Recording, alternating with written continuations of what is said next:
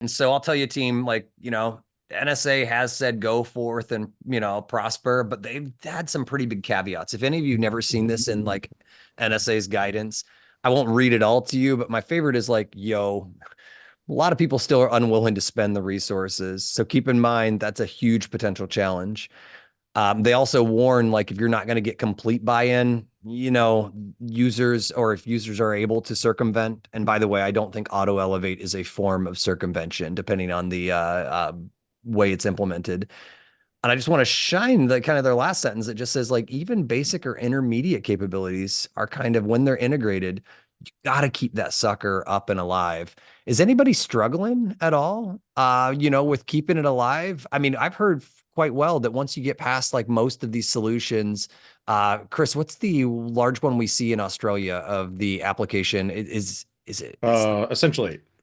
so Are essentially you talking is about? the requirement. What's the Yeah. vendor that does a lot of, they're like the threat locker of Australia.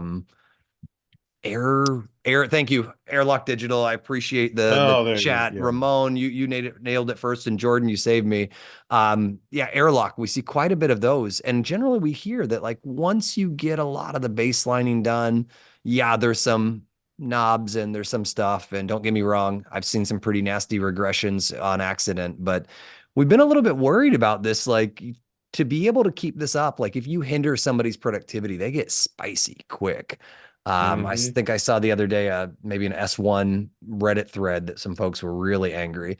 And I'll tell you, on our end, no truer words have been said about zero trust not being perfect. We see these things, and it's again, belt and suspenders. You don't know which one's going to break. And the reason I say this is we've shared this before, but probably the best for like the sake of keeping an audience entertained. Like this was a co-managed partner of ours that had allow listing software on there.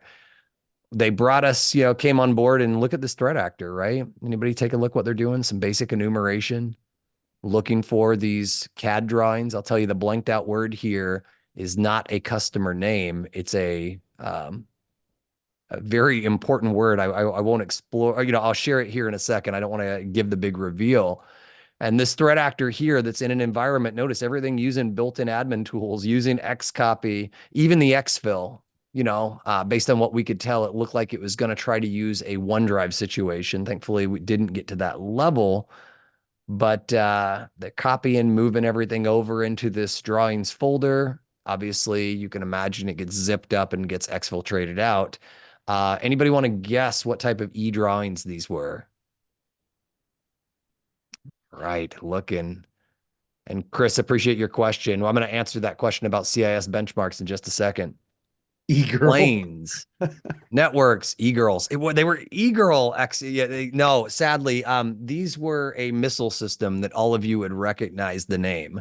Why that was on an unclassified CMMC client's like drive, I guess there's plenty of sensitive but unclassified documents there. So fighter jets, Eric, you probably would have won next to Dan as well with planes. That was rough to be able to see ballistic missile systems. So it was not a great situation here.